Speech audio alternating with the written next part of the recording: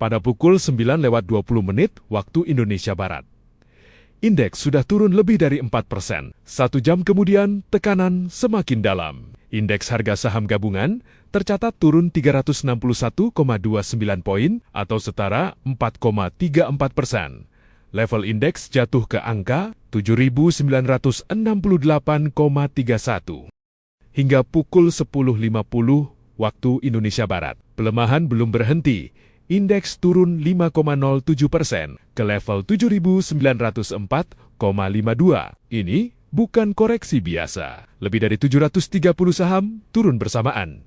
Hanya 68 saham yang menguat. Indeks saham unggulan turun lebih dari 3%. Dalam hitungan jam, kapitalisasi pasar bursa menyusut lebih dari 500 triliun rupiah, nilainya turun ke sekitar 15.027 triliun rupiah. Pertanyaannya sederhana, apa yang sebenarnya terjadi? Di permukaan, pasar bereaksi terhadap harga emas dunia yang turun tajam di akhir pekan. Saham-saham emas dan tambang yang selama ini dianggap aman, justru rontok hampir 2 digit.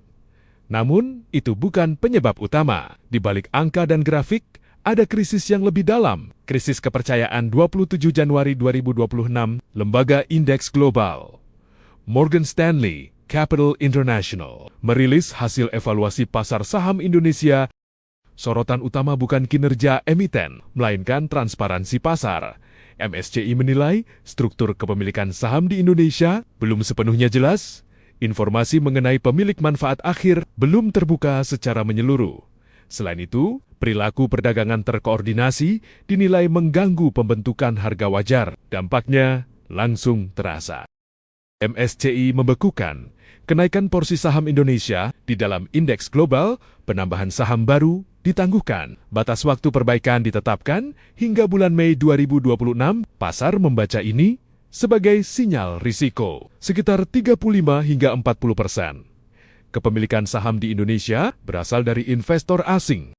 Banyak di antaranya adalah dana besar global yang mengikuti indeks MSCI secara otomatis. Ketika indeks memberi sinyal bahaya, modal bergerak keluar. Dalam 2 hari perdagangan, tanggal 28 hingga 29 Januari, indeks harga saham gabungan jatuh 16,7%. Dana asing keluar lebih dari 10,61 triliun rupiah. Bursa bahkan sempat menghentikan perdagangan untuk sementara waktu dan tekanan belum berhenti. Goldman Sachs dan UBS menurunkan rekomendasi saham Indonesia menjadi kurang menarik. Goldman memperkirakan jika Indonesia turun status dari pasar berkembang menjadi pasar frontier, arus dana keluar bisa melebihi 13 miliar dolar Amerika Serikat.